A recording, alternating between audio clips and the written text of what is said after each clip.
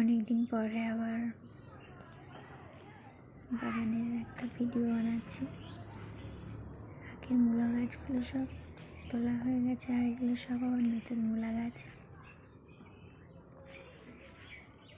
আর কুশি হয়েছে, এখন গাছটা মরা মরা ভাব, তাও দুটো কুশি হয়েছে।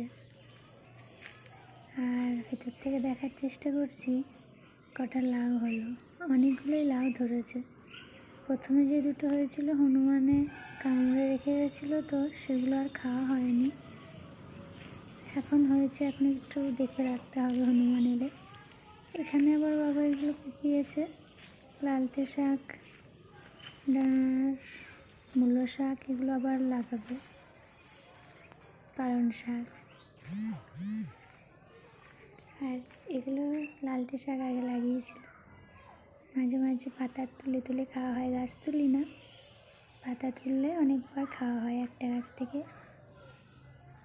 এই বেগুন, আমার লাগানো বেগুন গাছ, এইগুলো বাবার লাগানো বেগুন গাছ।